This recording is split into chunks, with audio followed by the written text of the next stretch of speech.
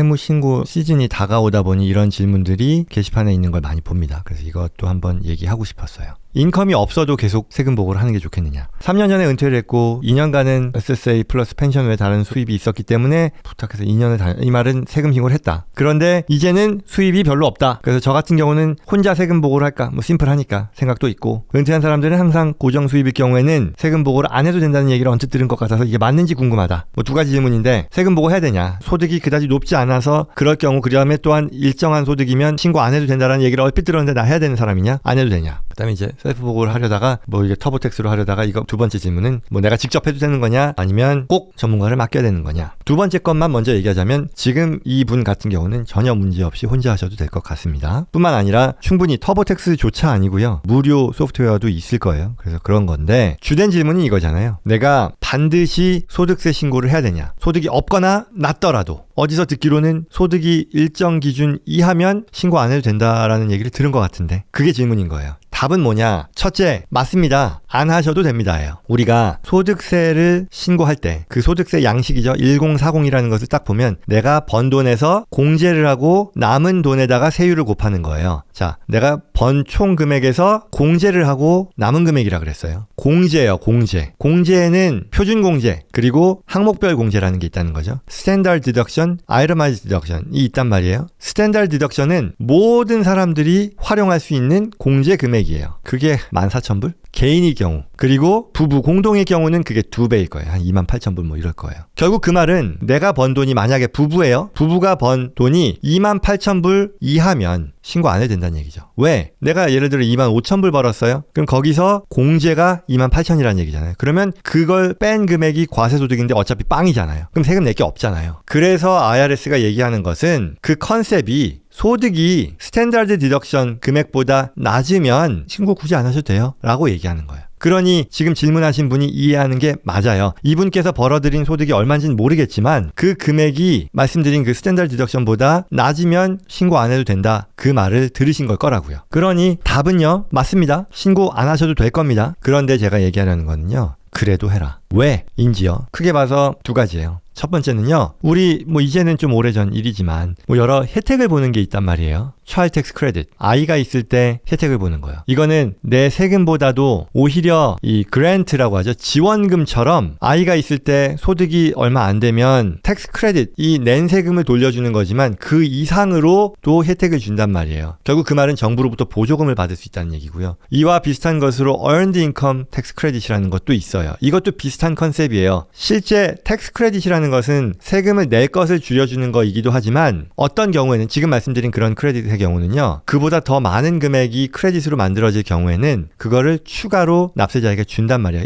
이 말이 어려우면 그냥 더 쉽게 얘기하면 정부가 현금을 납세자에게 준다는 얘기예요. 공짜로. 그런데 이러한 혜택을 누리기 위해서는 뭐다? 세금 신고를 해야 된다. 그러니 소득이 얼마 안 되더라도 웬만하면 하세요 라는 거예요. 그 첫 번째. 우리 또 이것도 있었잖아요. 20년도 때 캐시 리베이트 받을 때, 그쵸? 지원금 받을 때요. 뭐 1,400불 뭐 이런 거 있었잖아요. 꽤나 오래전인 것 같습니다만. 그것도 원래는 세금 신고 안 했어도 혜택은 받으실 수 있습니다라고 했지만, 그런 분들 받는데 시간도 더 오래 걸렸고 최종적으로 못 받는 경우도 있었고 하지 않습니까? 그러니 그런 상황들을 미연에 방지하기 위해서 신고하는 게 좋겠다라는 게 첫 번째 얘기고요. 두 번째, 또한 더 중요한 건데요. 세법에는 소멸시효라고 하는 컨셉이 있습니다. Statute of Limitation이라고 하는데, 이건 뭐냐면 내가 세금 신고를 하잖아요. 그러면 그 신고서의 내용에 대해서 정부가, IRS가 문제 제기를 할 수 있는 그 기간이라는 게 있어요. 연방정부 3년 세금 신고서, 주정부는 그게 3년일 수도 있고 4년일 수도 있고 뭐 그렇습니다. 대체로 뭐 3년 4년인데 아무튼 연방만 놓고 봐도 내가 신고를 하면요, 3년이 지나고 나면 그 해에 대한 신고서의 내용에 대해 정부가 문제 제기를 못해요. 그러니까 지금 내가 23년도에 신고를 24년에 하잖아요. 그러면 27년도가 지나고 나면 정부가 그 23년도의 상황에 대해서 문제 제기를 할 수 있는 그런 권한이 소멸된다는 얘기예요. 그에 반해 신고를 안 하잖아요. 그러면 이론상 영원히 정부는 2030년이 돼서도 당신이 2023년에 신고 안 했는데 그 내용에 대해서 한번 싸워봅시다. 우리는 이렇게 있었던 것 같은데? 라고 얘기하면, 신고를 했을 때는 no, you don't have the right 라고 얘기할 수 있지만, 그렇지 않고 신고를 안 했을 때는 내가 칼자루를 쥐지 못하는 그런 상황이 된다는 얘기죠. 그래서 그렇기 때문에도 우리는 반드시 블랭크 폼이라 하더라도 신고하는 게 좋다. 극단적으로는 그 얘기를 하는 거예요. 그리고 세 번째는 뭐 앞서 말씀드린 것처럼 여러 가지 무료 신고 옵션들이 있으니까요. 그 비용 걱정하실 필요는 없다. 여기까지입니다.